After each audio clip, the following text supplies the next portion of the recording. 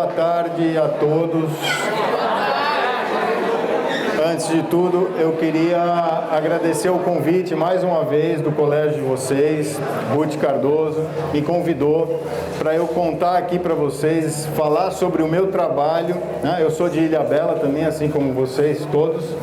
E hoje estou muito feliz de ter essa oportunidade de compartilhar com vocês o que eu faço, né? O meu trabalho, a minha profissão, a minha jornada.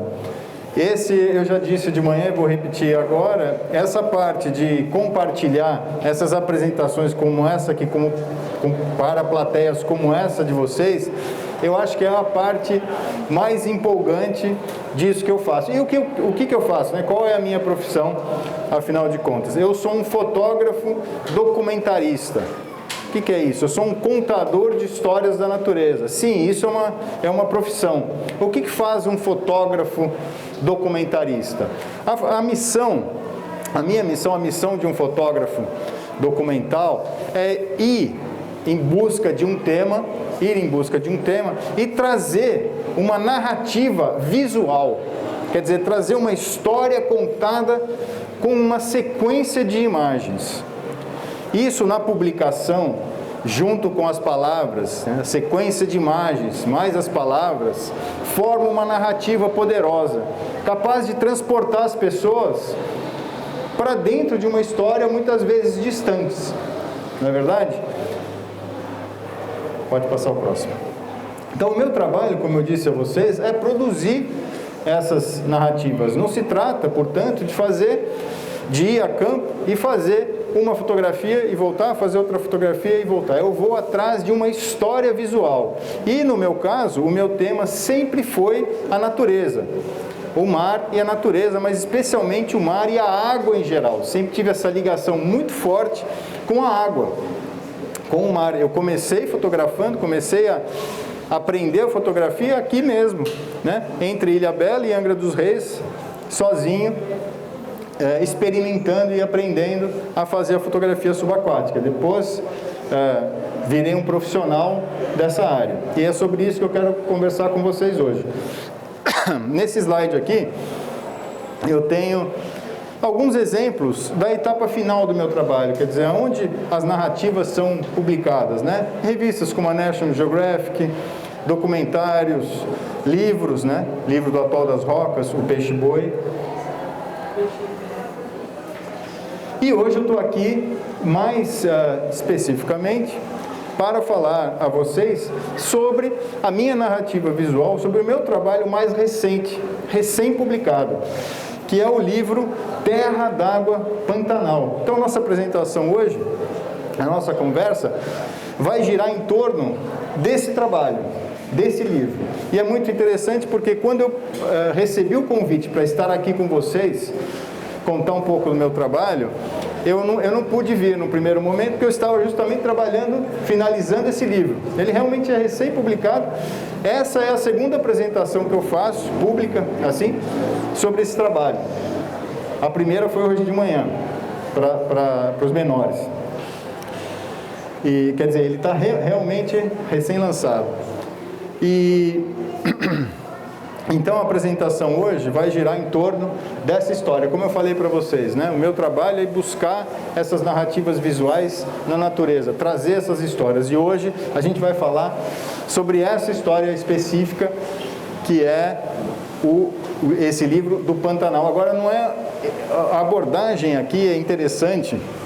Vocês já veem logo na capa do trabalho, quer dizer, é um recorte, né? É uma abordagem particular, específica, e nesse caso ela é ligada, ela é voltada para mostrar, ou melhor dizendo, para revelar como são e o que tem nas águas da maior planície inundável do planeta. No Brasil tem o Pantanal, que é a maior planície de inundação da Terra.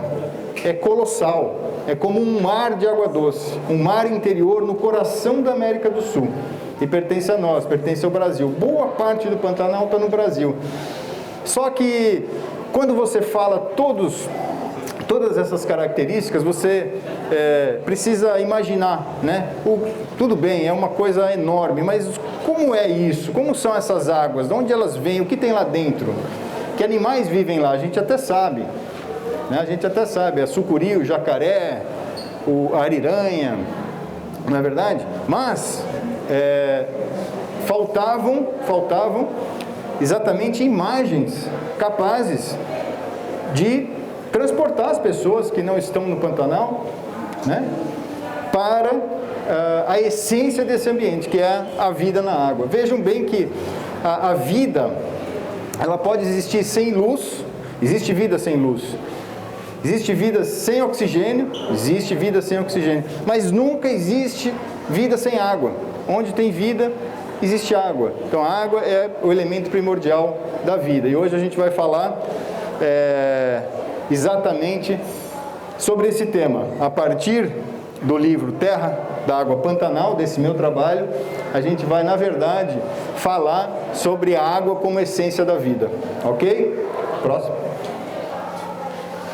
Antes de entrar nas imagens propriamente ditas, vamos recordar um pouquinho. Vocês já aprenderam, né, aqui na escola, né, os biomas brasileiros, que são essas áreas de mesma vegetação, mesma fauna, né, características geológicas e tal, em que a gente divide a nossa natureza. E o Pantanal é um pedacinho lá, é um dos menores biomas, está aqui, mas tem uma importância ambiental gigantesca. Agora, o que eu quero falar, o que é importante aqui para a nossa apresentação, é a característica desse ambiente, né? Que é como eu disse, um mar de água doce. De onde vem essa água, né? O Pantanal está aqui, é uma área baixa, essa área aqui, ó. Aqui é o Pantanal. Mas as águas que formam esse mar de água doce, elas vêm daqui de cima, do Cerrado. Então o Cerrado fornece água para o Pantanal, tá certo? E aí, essa água que vem lá de cima, através de grandes rios, e vem para o Pantanal, ela causa um dos fenômenos mais espetaculares do mundo, que é o ciclo das águas. O sobe e desce das águas entre a estação cheia e a estação seca. Quer dizer, na época do ano, durante o verão, com as chuvas no Cerrado, o Pantanal começa a encher, fica vários meses cheio, lá para junho, julho começa a baixar de novo. A característica desse ambiente é essa dinâmica das águas. E essa dinâmica das águas, esse caminho que as águas percorrem dos planaltos até o Pantanal, nesse percurso a água vai moldando a paisagem. Olha que coisa interessante, quer dizer, o fluxo da água, ele vai produzindo no terreno diferentes paisagens. Próximo. Então vamos começar vendo algumas paisagens, né, que a água vai formando no Pantanal, vamos começar pelo geral, para depois a gente mergulhar e ver o que tem dentro dessas águas, né? Então esse é o Rio Paraguai, é um dos principais fornecedores de água para a planície. Próximo. O Rio Paraguai, quando ele inunda, quando ele enche na época da cheia, ele extravasa para os campos, forma paisagens desse tipo, né? Quer dizer, são campos inundados. Vocês estão vendo essa parte colorida toda? Essa parte colorida são plantas aquáticas. Plantas aquáticas. Tudo isso aqui, ó, toda essa parte colorida. Próximo. Aqui já é um outro tipo de paisagem formado pela água no Pantanal. São as baías e as salinas, né? As baías são essas lagoas com vegetação, elas têm água doce. As salinas têm água salobra, quer dizer, tem um teor de sal grande na água, um sal que vem pela formação geológica do terreno, né? Então vejam, a mesma água formando nessa grande planície fisionomias, paisagens diferentes. Próximo. Aqui um detalhe de uma salina, né? Você vê, não tem nenhuma planta, porque a água é salobra. Próximo. Esse é um pequeno rio, né? No Pantanal é chamado de coricho, né? Os rios pequenos são chamados de coricho. E essa parte toda no centro são plantas flutuantes na água. Próximo. mais uma imagem de um campo inundado. Essa imagem aqui parece que tem um rio, né, cortando um terreno, mas não é não. Isso tudo é água. Toda essa parte verde é água. Isso é tudo planta aquática. E na época da seca, isso tudo é uma grande pastagem natural. Aí, quando vem a água, quando vem esse ciclo de inundações, a paisagem fica desse jeito. É um espetáculo muito interessante. Próximo. Agora vamos começar a olhar um pouquinho mais de perto, né, para essas coisas. Lembra, eu disse que era tudo planta aquática? Ó, e olhando de perto, você vê isso daqui. Plantas que nascem no fundo e flutuam assim na superfície, né? Pode ver lá atrás o que tem, uma trovoada, né? Uma chuva. Nuvens, cúmulos, nimbos, né? Nuvens de chuva, que nem a gente vê aqui na época do verão também, principalmente, ou na chegada das frentes frias, né?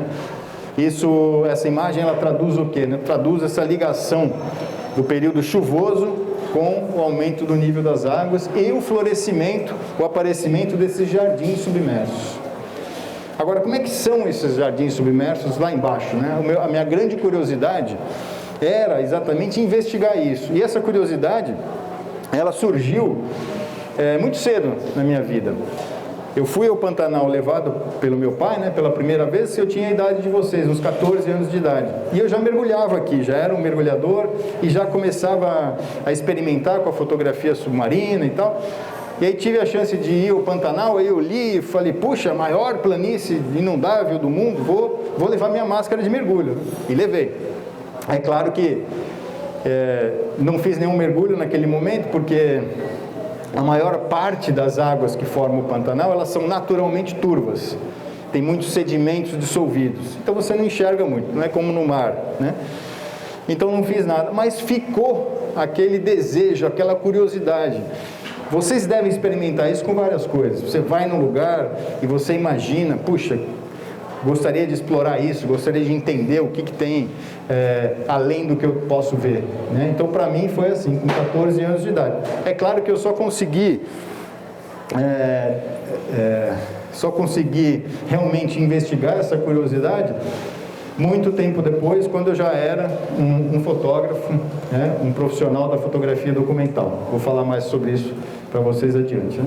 Próximo. Olha só, gente, as paisagens, né, que a água vai formando. E tudo isso, aqui não tem terra, é tudo água e planta aquática. Próximo. Agora já um olhar um pouquinho mais próximo, quer dizer, uma imagem feita na linha d'água, como é muito característica do meu trabalho, essa fronteira do ar e da água, mostrando a parte de baixo. Lembra que naquela fotografia aérea você via as cores todas? São essas plantas aquáticas aqui. Próximo. E a vida ligada à água. Não sei se vocês conseguem ver bem essa imagem. Vocês estão conseguindo entender por causa da claridade? Não sei se estão conseguindo ver.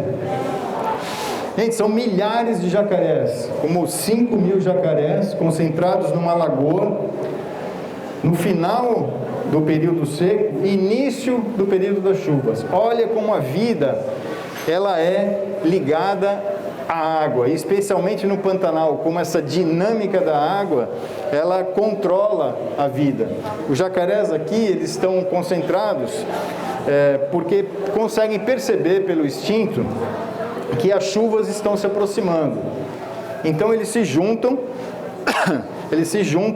numa área onde ainda existe alimento. Qual é o alimento dele? Peixes. Em abundância, em lagoas, eles se juntam ali, eles têm alimento, e eles têm o que mais? Tem essa mata aqui em volta. Por que são importantes essas características?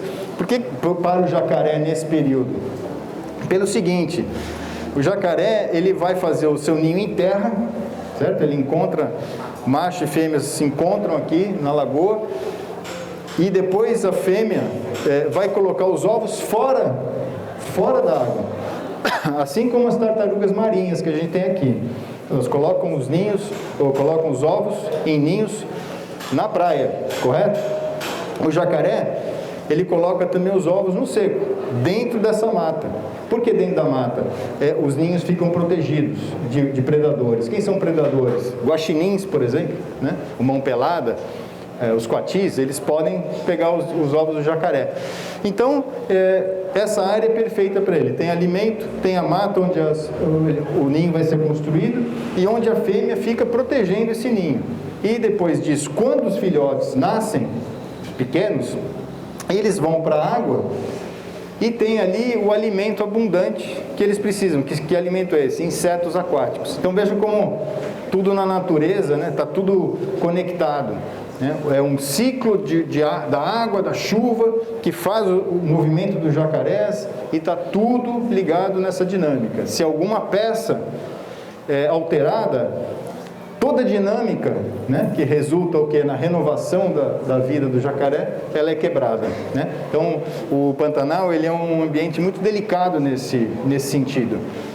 Se algo desequilibrar essa subida e descida do nível das águas, das chuvas, etc., o Pantanal deixa de existir, toda essa vida deixa de existir. Mas vamos continuar nosso mergulho para entender o que tem nas águas do Pantanal. Próximo. Essa é uma imagem rara de um jacaré. A gente viu ali os jacarés na superfície, né? Aquela imagem impressionante de milhares de animais concentrados. Mas quando você vai ao Pantanal, é relativamente comum ver os jacarés fora d'água. Agora, boa parte da vida desse animal, ela se passa dentro da água, embaixo da água, só que existiam pouquíssimas imagens. Nesse trabalho, eu fiz como eu disse a vocês antes, eu fiz esse esforço para realmente mergulhar na essência desse ambiente. Aí vocês me perguntam, como é que faz, né? A que distância você estava para fazer essa fotografia, né? Então vamos pensando aí, vamos ver a próxima. Olha só, o que parece? O que parece essa foto? O que lembra? Dinossauro, né? Exatamente. Veja, gente, uma coisa interessante. A fotografia, né? Isso nos dá a oportunidade de falar um pouquinho disso. A fotografia não é só apontar uma câmera e apertar o botão, né? A fotografia, ela vai além disso. A fotografia, ela é uma ferramenta de interpretação, assim como o texto, certo? Quando a gente vai escrever um texto, a gente está colocando ali o quê? Ideias, opiniões, né?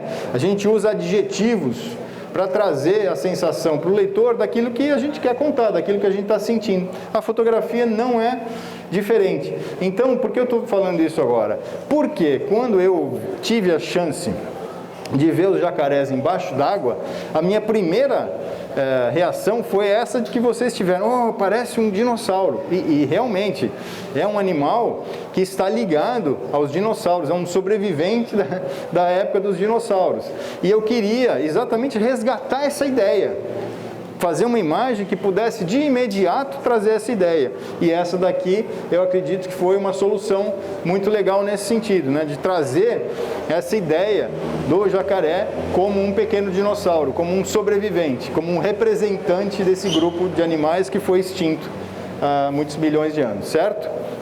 Próximo. Olha só, gente, aqui é aquilo que eu falei, né? Os jacarezinhos nascem lá no ninho, na mata, e depois eles andam até a lagoa, onde eles vão encontrar o alimento deles, insetos aquáticos, e onde vão passar ali a primeira etapa de vida. Nesse momento aqui é muito complicado a aproximação dos jacarés, porque os filhotes emitem uma vocalização para a mãe. Então, se eles sentem qualquer risco, uma aproximação de alguém, eles emitem uma vocalização e a fêmea vem para defender os filhotes, né? Então, para conseguir fazer essa fotografia, a gente teve que ter muita paciência até conseguir uma aproximação grande, né, dos animais sem ter o risco de encontro com as fêmeas, tá? Vou falar mais sobre isso. Próximo. Aí, gente, eu acho que a grande curiosidade que surge é como que você se aproxima tanto assim, ou se aproximou tanto assim dos jacarés. E Quando eu falo aproximou, é aproximou mesmo. Próximo. Ó, a aproximação é desse tipo. Por quê? Por que a aproximação é assim? Porque, como eu disse, as águas dos rios, a água doce, ela é normalmente mais turva do que a água do mar, né, na maior parte dos casos. Você não enxerga longe. Então, para ter uma imagem nítida, com contraste, etc., eu preciso encurtar a distância. E encurtar a distância é isso aqui. Pode voltar. Isso. Oh, tá craque aí. Volta mais um. Aí. Então, encurtar a distância para ter uma imagem nítida. Agora, é uma aventura, né? Vamos lá entrar na frente de um predador como o jacaré. Na verdade, tem muito pouco de aventura. Deve ter muito pouco de aventura. O que tem aqui é muito estudo, muita preparação e muito conhecimento sobre o comportamento do animal. Não é possível uma aproximação de um predador como esse, né, sem conhecer o comportamento do animal. Não seria seguro nem para mim e nem para o próprio animal, correto? Próximo. Então, como é que foi no caso do jacarés? Como é que eu fiz essas... Por que eu consegui fazer essa aproximação? Na verdade, eu estava no Pantanal, certa vez, fazendo fotografias de arraias. Fazia uma história, né, fotografava uma história sobre arraias. E não imaginava nem ver o jacarés, mas estava lá concentrado nas arraias, né, aquele peixe achatado que vive no fundo. E aí, de repente, por cima da câmera assim, percebi a presença de um grande jacaré embaixo d'água. E foi aquele medo, aquele susto, né? Aquela bocarra cheia de dente olhando para mim. Eu não sabia muito bem o que fazer, fiquei parado e aí vi que ele não se mexia. Não se mexia, não andava, não vinha para cima de mim, nem fugia. Aí eu comecei a fazer fotografias. E consegui fazer fotografias muito interessantes. E aí pensei, vou voltar no dia seguinte, vou tentar ver se é possível, né, fazer a aproximação de novo, com todo o cuidado, etc.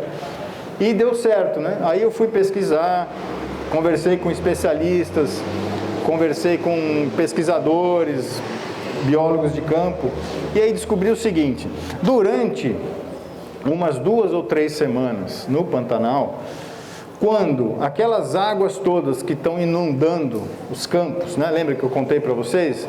A água sai do rio, né? Inunda os campos, e depois, quando começa a secar, essa água vai escorrendo de volta para os rios.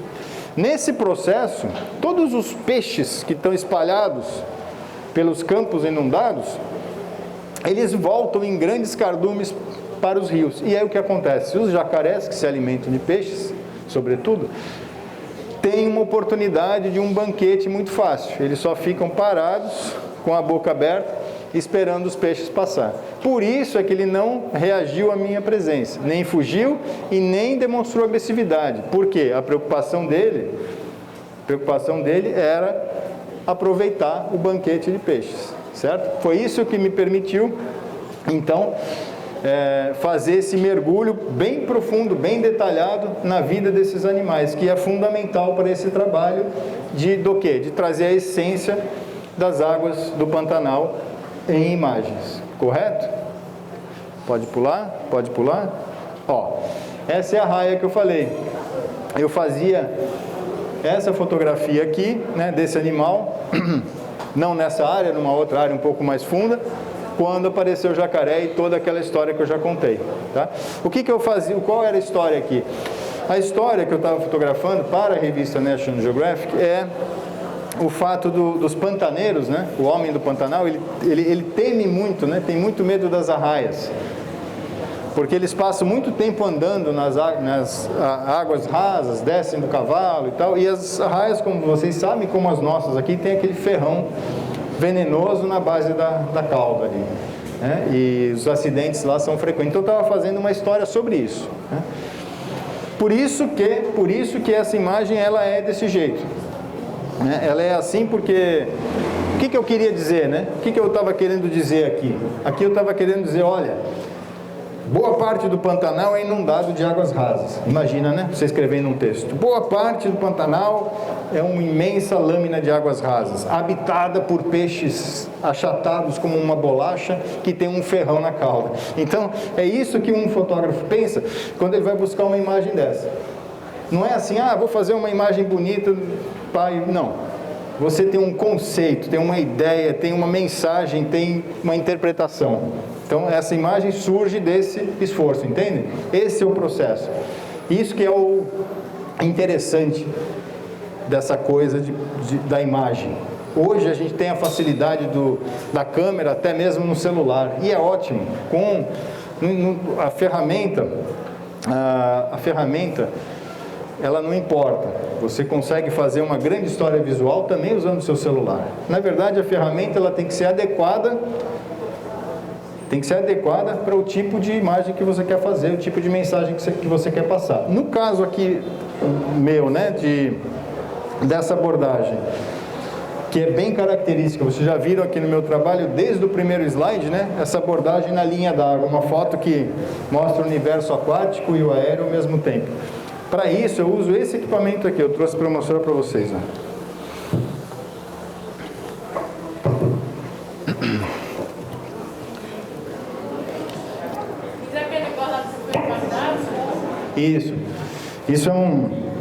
Isso aqui se chama caixa estanque, né? Ela é uma casca, na verdade, que vai em torno da câmera, a câmera vai aqui dentro, né? E eu consigo acessar todos os controles necessários da câmera aqui mexendo por fora, e principalmente eu tenho essa lente aqui enorme. Estão vendo aqui na frente essa lente? Isso que me permite fazer esse tipo de fotografia, porque isso aqui eu posso colocar com facilidade na linha d'água, entende? E para iluminar embaixo assim, deixar bem nítido, eu uso esses dois flashes, ó. Ou seja, é uma ferramenta, é um kit, né? É um equipamento que responde a uma escolha criativa, tá? Não tem equipamento bom ou equipamento ruim, tem equipamento adequado a cada propósito, correto?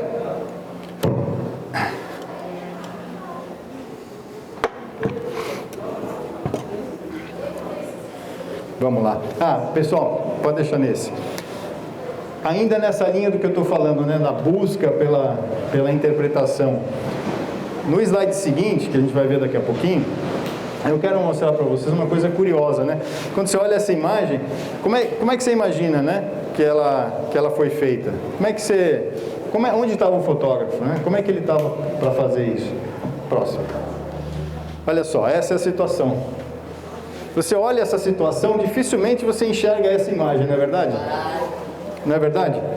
Você olha isso aqui, você dá até risada, né? Fala, meu Deus, o que está fazendo esse cara com roupa de borracha, peso, deitado com 1 palmo de profundidade, né? É muito mais uma cena cômica do que qualquer outra coisa. O que acontece? Eu uso esse slide para falar exatamente, reforçar aquilo que eu estava dizendo. A fotografia, essa ferramenta, é uma busca, quando você fotografa, você está buscando uma interpretação. Então, eu comecei esse dia de trabalho mergulhando a 5 metros de profundidade.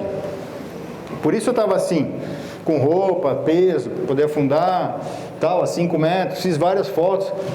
Mas eu olhava o resultado e dizia, isso não reflete o que eu quero contar. Isso não reflete a minha visão sobre as arraias.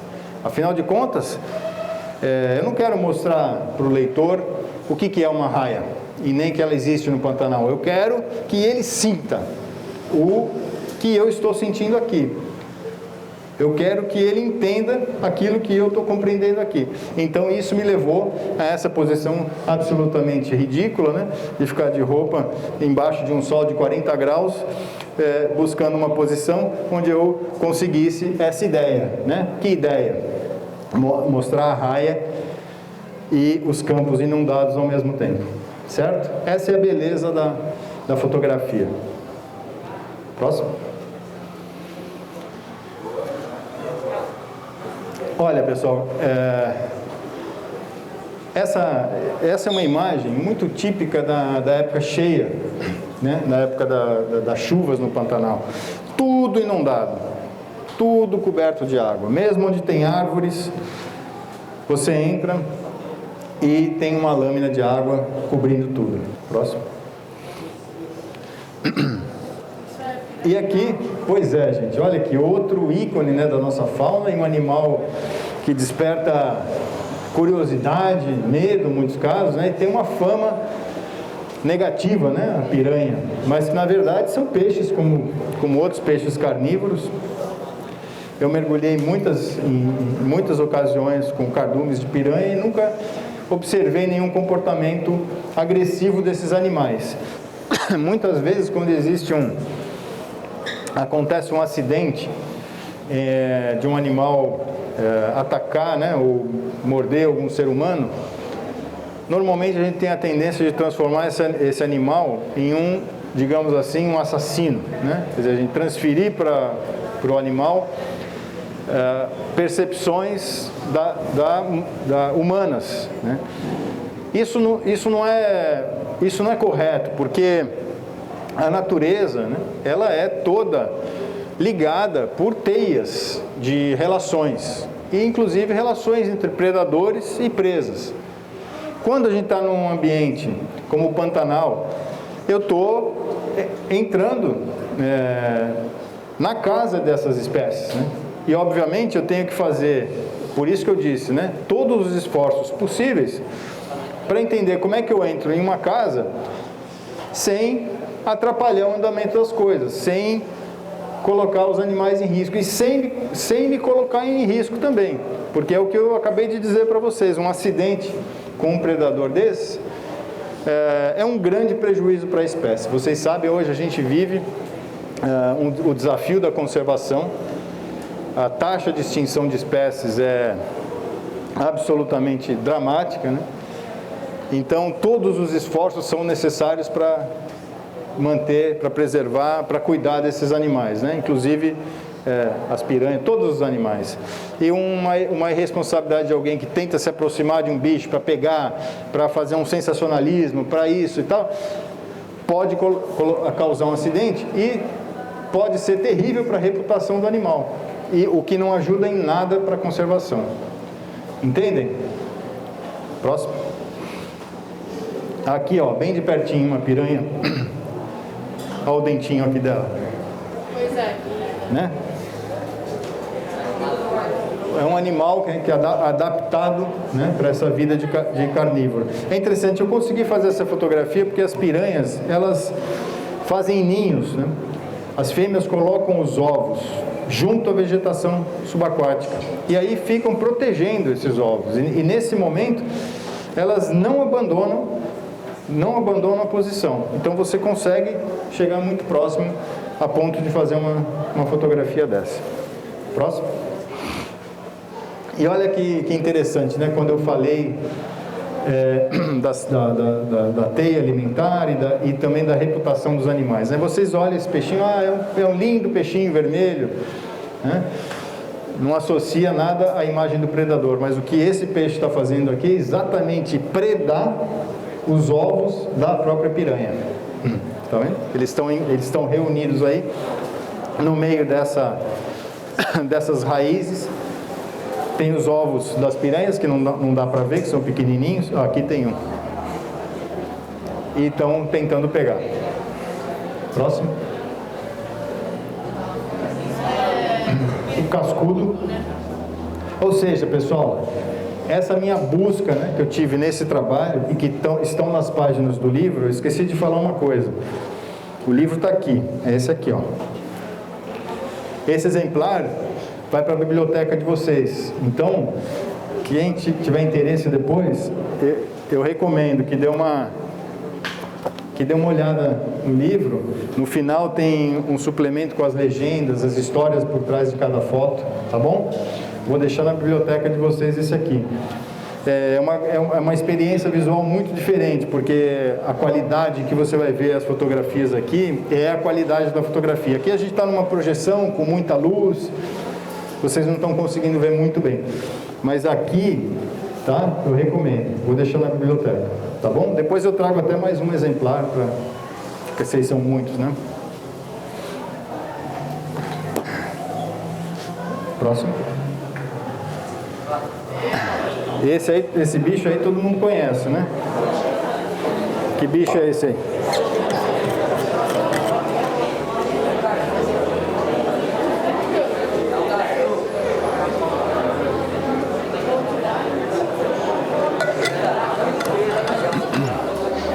Esse é um dos animais mais conhecidos da nossa fauna, né? Agora vejam, a onça, ela tá no meu trabalho também, tá no livro. Ela já atacou, não? Então, vou falar sobre isso. Ela tá no livro, mas vejam que ela está mostrada, representada, fotografada em um momento em que ela estava interagindo com a água. Ou seja, todas as fotografias do livro, do Terra d'Água Pantanal, todas elas mostram a água. Mostram a água de cima, mostram a água do fundo, mostram os animais terrestres interagindo com a água, que é o caso da onça pintada. O fio condutor de tudo no livro, na história toda, é a água. A água como a essência da vida e como a essência do Pantanal. Tá bom? Próximo. Essa é a fotografia que está mais distante da água. Essa aqui, a onça estava uns 2 metros da água, mas a gente vê a água presente no corpo dela quando ela balançou a cabeça para enxugar depois de um mergulho. E o que a gente vê nessa fotografia aqui também? O que tem de mais aí curioso? O que é isso aqui? O que é isso aqui? Lixo, plástico. Pessoal, o Pantanal, essa foto eu fiz em uma das áreas mais isoladas do Pantanal, mais isoladas do mundo, no centro do continente da América do Sul. E você faz uma foto de uma onça que está numa reserva, está bem preservada, ninguém joga plástico ali, mas de repente aparece um plástico. De onde vem o plástico? O plástico vem das cidades distantes, pelos rios. Então, um plástico que cai, um papel de bala que a gente joga aqui, que cai no Rio da Barra, ele vai parar dentro de uma tartaruga, que vai comer esse plástico. Ou, aqui como aqui, esse plástico deve ter vindo da cidade de Cuiabá, por exemplo. Bem longe, mas ele vem. Ou seja, gente, o consumo e a produção de lixo não biodegradável como esse é um dos grandes problemas que a gente enfrenta, mesmo nas áreas isoladas. Nenhuma parte do mundo está livre disso. E um animal que venha comer por acidente um copo de plástico, ele pode vir a morrer, né? Quer dizer, um grande impacto na fauna e que indica para nós a urgência, né? A urgência, não é nem a necessidade, é a urgência da mudança de hábitos de todos nós, de um sistema, né? A urgência de um sistema de vida que seja pautado por limites do ambiente e por ética. É ético jogar um plástico desse? Ou vamos mais longe, é ético usar um plástico desse? Por que a gente precisa de um copo de plástico? Esse é o raciocínio.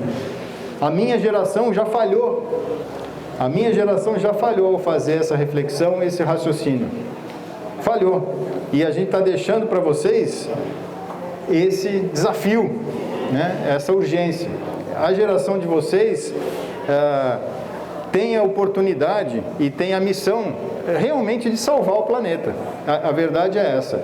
Seja qual for a profissão que vocês vierem a escolher, qualquer coisa, vocês vão ter que pensar em como vocês vão conseguir contribuir para uma mudança do nosso modo de vida.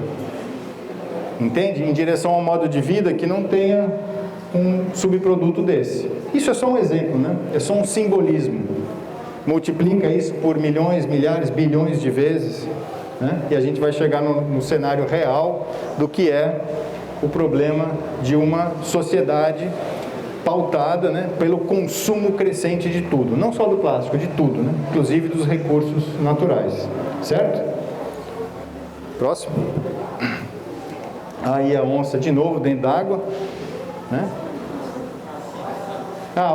Eu ouvi, sempre existe a curiosidade, aí a onça, pessoal, claro, é também um predador muito poderoso, e obviamente eu não conseguiria usar um equipamento daquele e usar a abordagem que eu usei com jacarés, né? Com a onça pintada. É uma outra história, uma outra espécie, um outro comportamento. Então, nesse caso, para fotografar as onças assim, eu usei lentes longas, né? Lentes longas e barcos. Então, de dentro de um barco, eu fotografava as onças próximo da margem usando lentes longas, né? No caso dos jacarés, eram lentes curtas. A lente curta, né, a lente pequena aqui, ela abre um ângulo bem grande, então eu consigo chegar bem perto. A lente compridona assim, ela fecha o ângulo, então eu tenho que trabalhar a distância, tá certo? Tá vendo? A ferramenta sempre tem que ser a mais adequada para o tipo de abordagem que o fotógrafo está buscando. Próximo. E agora eu vou entrar aqui numa parte que eu acho muito legal desse trabalho. Voltei com esse slide do mapa para lembrar uma coisa fundamental, né? Lembrar que as águas que formam a nossa grande planície inundável, a grande planície inundável do planeta, né, que forma o Pantanal, elas vêm de fora, elas vêm do cerrado, né? Vêm das terras altas ao redor. As águas nascem aqui e abastecem o Pantanal. E hoje, pessoal, hoje o Pantanal está extremamente ameaçado. Por quê? Como eu disse a vocês, é o mundo das águas, é um mar interior.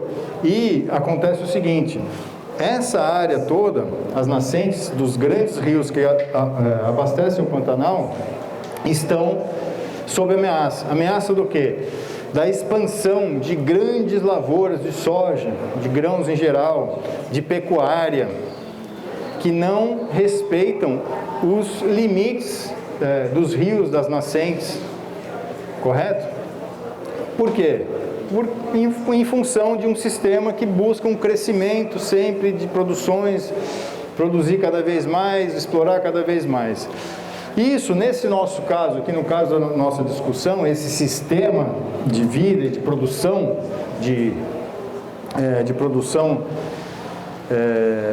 e de consumo, ele está levando à destruição das nascentes. Nesse trabalho, eu não estou, a minha abordagem não é mostrar a destruição. A minha abordagem aqui é mostrar exatamente as águas do Pantanal, onde elas são ainda originais, protegidas e belas. Então, o que a gente vai ver na sequência é uma das nascentes do Pantanal que ainda é original. Tá bom? Pode botar o próximo.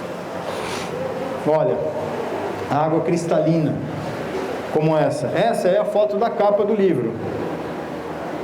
Ah, mas a nascente não está fora? Como ela está na capa? Isso foi de propósito, uma provocação minha. Por quê? Nós temos a mania de, para entender melhor as coisas, para explicar melhor as coisas, dividir, fazer compartimentos. Então a gente às vezes divide a natureza em compartimentos e esquece que na verdade não existe fronteira entre esses compartimentos, né? E o que eu mostrei para vocês agora é um resultado disso. Quer dizer, o Pantanal, ele não existe sem as nascentes que estão fora dele, que estão em outro compartimento, que estão no cerrado, lá em cima. Mas sem aquelas nascentes ele não existe, não teria essa água, né? Então, nesse trabalho, eu considero as nascentes como parte do próprio Pantanal. Próximo. Olha só que espetáculo que são esses jardins submersos, água cristal. Ao contrário do Pantanal propriamente dito, as nascentes têm águas cristalinas, certo? Próximo. Olha, é um espetáculo, né? A água brotando do chão, cristalina, formando rios de águas cristalinas. Próximo. E rios que são, pessoal, verdadeiras janelas para um ambiente desconhecido. O que eu quero dizer? Eu falei antes, né, que a maior parte da água doce, dos rios, das bacias hidrográficas, é uma água turva, né? Não permite observação. Mas a gente sabe que muitas espécies, né, espetaculares estão ali dentro, só que a gente não consegue fotografar, não consegue mostrar. E esses rios de águas claras aqui, as nascentes, elas são essas raras janelas, onde a gente pode mergulhar e ter contato com essa fauna. Esse peixe aqui é piraputanga, peixe significa peixe de rabo vermelho. E o que elas estão fazendo aí? É uma coisa muito interessante. Nesses ambientes, nesses rios de águas claras, as piraputangas conseguem perceber a presença dos macacos andando nas árvores ao redor. Isso mesmo, um peixe que segue macacos. Fora do rio, na margem, na mata ciliar, os macacos se deslocam para comer frutos. E nesse processo eles acabam derrubando na água esses frutos, restos dos frutos, folhas, que é exatamente o alimento da piraputanga. Próximo. Então elas vêm perseguindo os macacos em deslocamento, se aproveitando para pegar as folhas que caem na superfície. Só que nesse momento em que elas têm a atenção voltada para o alimento que está caindo de cima, elas descuidam da defesa. E quando elas descuidam da defesa, próximo, elas estão vulneráveis ao ataque de predadores como o dourado. O dourado é um dos peixes maiores predadores dos nossos rios. Eles justamente atacam as piraputangas no momento em que elas estão distraídas pegando os frutos e as folhas que caem na superfície. Né? Próximo. Olha só, gente. Eu demorei muito para... aqui vale um comentário como aquele que eu fiz na raia, né? Assim, buscar uma imagem que pudesse traduzir tudo isso que eu estou falando aqui, né? Um grande predador está atrás das piraputangas, né? Então, essa aqui foi a solução. Agora, demora muito tempo, né? Na verdade, assim, na natureza, como o meu tema é a natureza, os eventos, eles são sempre imprevisíveis. Não significa necessariamente que eles vão demorar para acontecer. Significa que você não sabe quando eles vão acontecer. Né? E eles são efêmeros, né? O que é efêmero? Né? Eles duram muito pouco.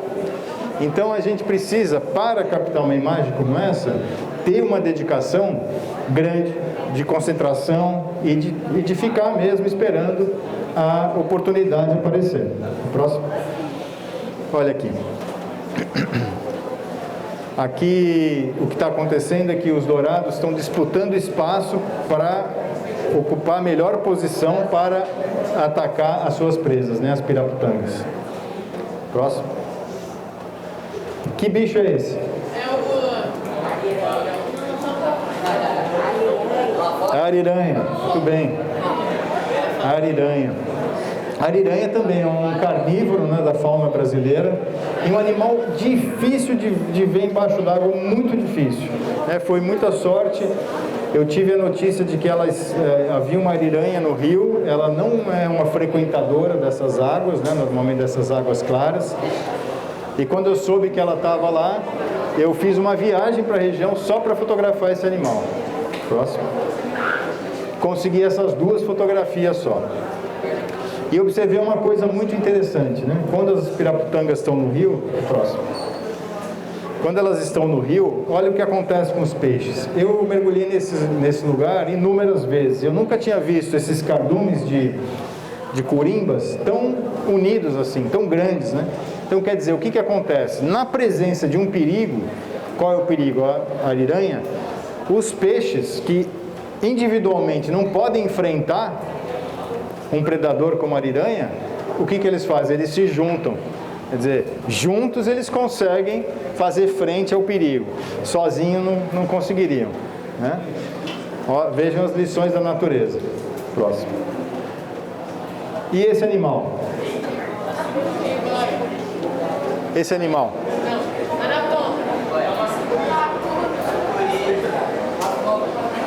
Sucuri, isso mesmo. Uma das maiores serpentes do mundo, uma das maiores cobras do mundo. Esse animal, agora essa fotografia tem uma coisa muito curiosa, né? Essa imagem, ela mostra um comportamento. É uma sucuri comendo outra sucuri. Isso, é isso aí, é uma sucuri. A sucuri, vocês sabem, é uma cobra que não tem veneno, né? Como é que ela não tem veneno? Ela não é venenosa. Como que ela faz para atacar as suas presas? Ela estrangula, né? E o que está acontecendo aqui? Essa maior é uma fêmea de 7 metros e ela está estrangulando uma sucuri menor, que é um macho. Pessoal, tem essa coisa, né? Na biologia das sucuris, a fêmea, após a reprodução, ela pode matar o macho. Então era o que estava acontecendo aqui. Essa fotografia é o único registro desse comportamento até hoje feito. Vejam, é uma coisa que a ciência já conhecia, já sabia, mas nunca tinha sido fotografado. Próximo. Aí, eu fiz aquela fotografia e no dia seguinte eu voltei para o mesmo local para tentar continuar a fazer mais imagens, né? Mas olha, eu só achei a pele do animal. Sucuris, elas mudam de pele, né? Para poder crescer, os répteis em geral. E tudo que eu vi foi essa enorme pele do animal naquele local. Próximo. E esse animal? Uma anta.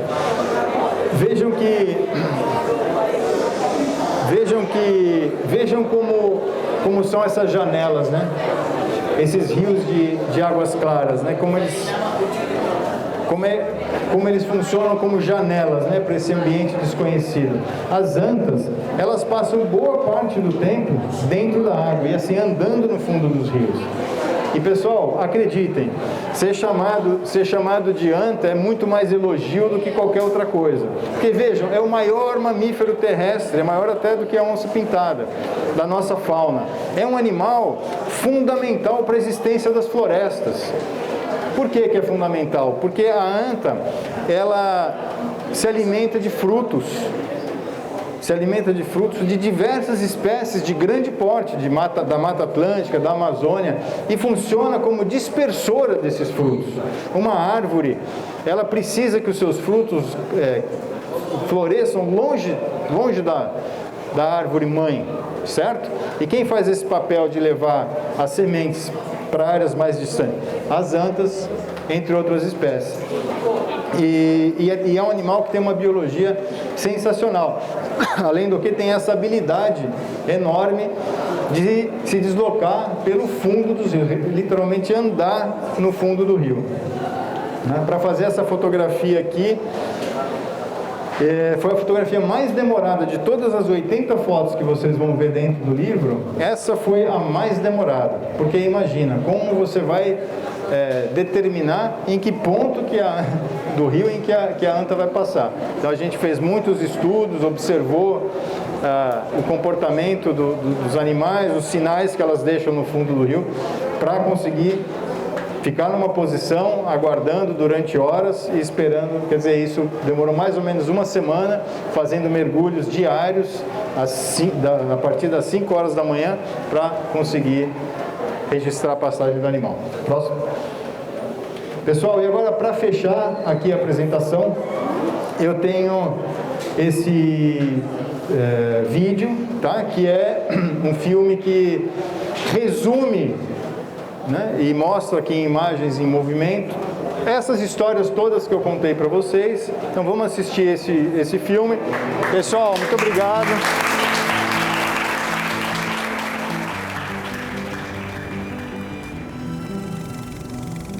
O Pantanal, para mim, é esse mosaico formado por diferentes paisagens, diferentes fisionomias, todas elas moldadas pela água.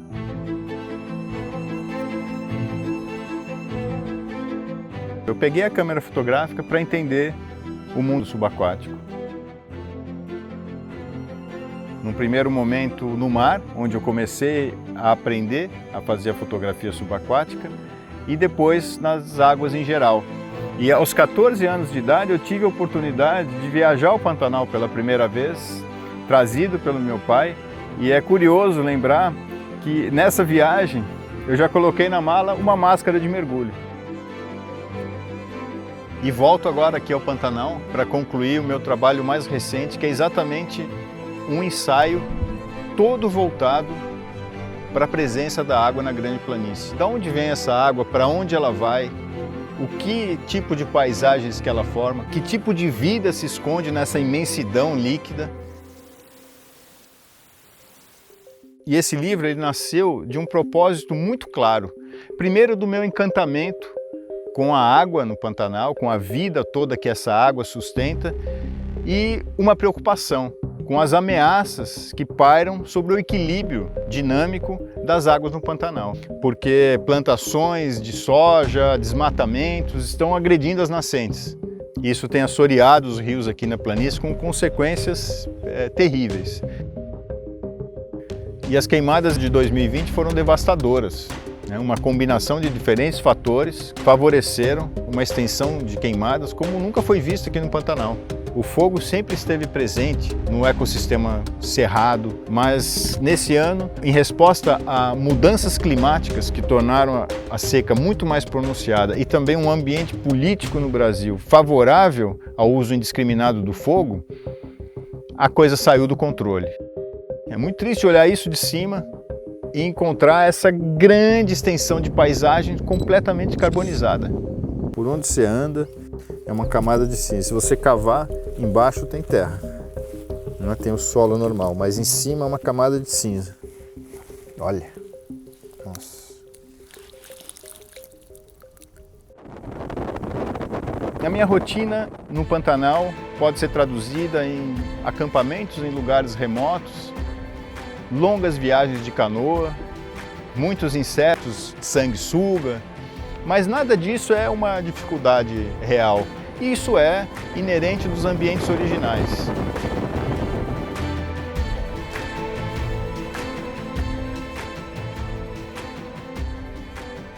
A presença de um jacaré, de uma onça-pintada, de uma anta, de uma sucuri, para mim, não é o registro do animal. Se eu estou com um animal desse diante da minha lente, num lugar como esse, aí eu acho que eu tenho uma imagem que fala sobre um ambiente original, um ambiente onde ainda há esperança.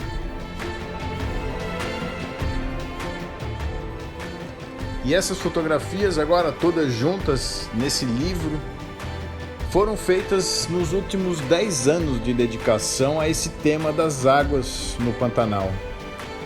E sempre em busca dessa interpretação da essência desse ambiente, a maior planície inundável do planeta, um lugar que depende do equilíbrio das águas.